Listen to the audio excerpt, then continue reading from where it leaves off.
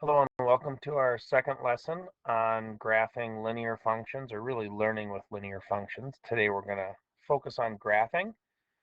So we're going to graph them a couple of different ways. I'm going to suggest a method as the best method. Um, to graph a linear function, one of the ways that you learn early on is just to plot some points. So you pick values of x, those are the independent variables. Find out what the dependent variables are, those are the y coordinates, and then plot the points and connect the points with arrows on the end because it does go forever. Um, the way we're going to do it is identify the y-intercept and then what I say move the slope. So like this slope is a 2, which is a number like 2 over 1, and slope, which we call the letter m, is rise over run. So if it goes a 2 over 1 to be a rise of 2, run of 1, or another way to think of it is that's the same as negative 2 over negative 1. And I'd ask you to please get familiar with what happens with opposite signs when we're multiplying. If we go down 2 and back 1, notice we still have a positive slope. It increases from left to right. But we would obviously not change 2 over 1 into negative 2 over negative 1. But it's good to know how that works out.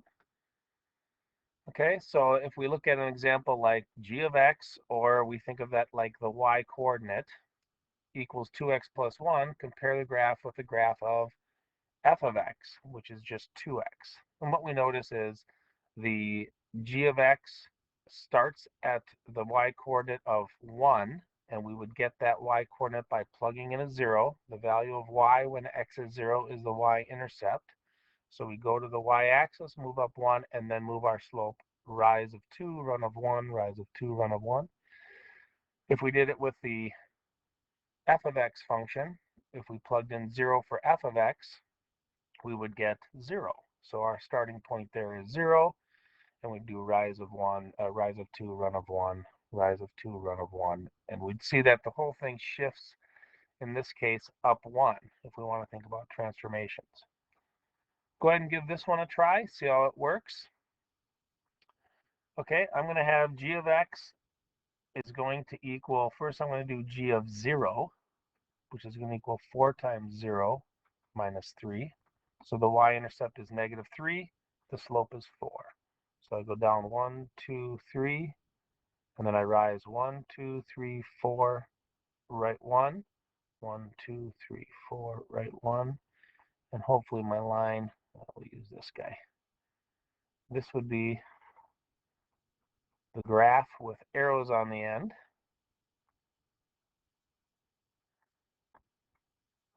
for g of x. And if I do this similar work with f of x, I'd find f of 0 to find my starting point. 4 times 0, that's 0. And then the same slope, rise of 1, 2, 3, 4, run of 1. And then, oops, 1, 2, 3, 4. Oh, that's right. And then connect those points. And again, this goes forever. I'm going to use the blue for the arrows, but notice this is shifted down 3 to think about transformations. All right. In general, a linear function is a function that can be written in the form f of x equals m, where we used m as a slope, and then b is the letter we use for the y-intercept.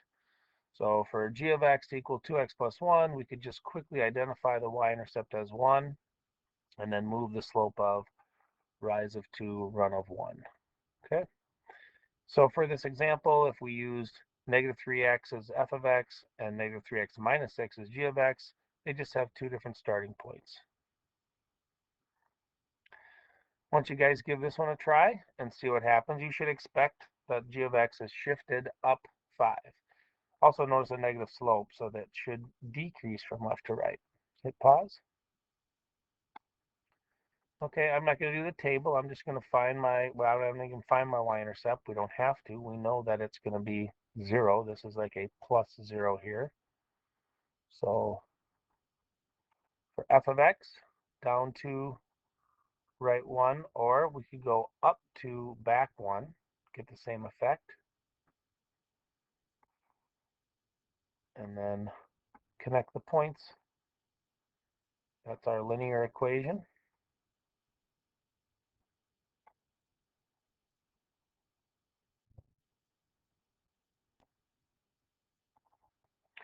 And then for the g of x, our y-intercept is 5. 1, 2, 3, 4, 5. Same steps, we go down 2, right 1, or we can go up 2, back 1. And then connecting these, you just see the graph. Hopefully this is making sense. Make sure you talk to me if you have questions about what's happening here. Our goal isn't to necessarily compare these as part of the work we do. We just want to get efficient at graphing linear equations that are in what we call slope-intercept form. Find the y-intercept for these graphs. So in this case, just finding the y-intercept, you should be able to just identify the number that doesn't have a variable, the x next to it. The coefficient of x is the slope, and then the number that's being added or subtracted. Sometimes it's a 0 out here because there's nothing. That's the y-intercept. So if you find the y-intercept for these, I'll just give it to you. It's negative 2/5 and 4.1, positive 4.1. To find x-intercepts, it's a little bit trickier. We're going to find the value of x that makes the y 0, okay? And that's going to be, if you think about your coordinate axes, this x-axis here, that's going to be the kind of harder one to find because we want y, this is positive y values and negative y values. We want y to equal 0. We want to find the place where it intersects. And that's just a skill we're going to have. There's another method for graphing. I'm not going to encourage you to do it, but sometimes it's kind of nice. So find the intercepts, both x and y, for this equation. Notice this equation isn't in y equals mx plus b form. I'm going to suggest we convert this into this form. It's easier to graph and you have to have this skill anyway. But this method shows us that if we plug in 0 for x, we get our y-intercept. If we plug in 0 for y and solve for y, notice we subtract the 3, we plug in 0, we get nothing. So we just get 3x equals negative 12. Dividing by 3, we get negative 4. So we have two intercepts. And then there's a third point we could get, but I won't make you do that. But we're going to plot the points negative 4, 0, the x-intercept, 0, negative 3, the y-intercept, connect the 2 points, and we can graph that way. So for this problem, see if you can apply this process where you plug in 0 for x and solve for y, plug in 0 for y, solve for x, and then just connect the points. Okay, so here we go. I'm going to plug in, starting with the y-intercept, which is the easiest, the value of y when x is 0. I shouldn't say it's the easiest. It's the most common one we've done. So that cancels out. Divide by negative 5. I get y equals positive 4. So 0, comma 4 is a point on my graph. 0 for x, and then 1, 2, 3, 4. And now let's get the x-intercept. That means 4x minus 5 times 0 equals negative 20. This goes away. If I just divide by 4, I get x equals negative 5. Now pay attention, the x is negative 5 now, and we made the y 0.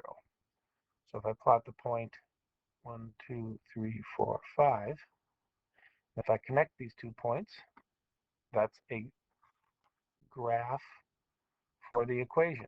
And the equation was, again, in standard form, or general form sometimes called, not as convenient for graphing because it's harder to see the slope and y-intercept. So I'm going to suggest we do it the way I'm about to show you. I'm going to take the same equation and just solve for y and get it into the form we want.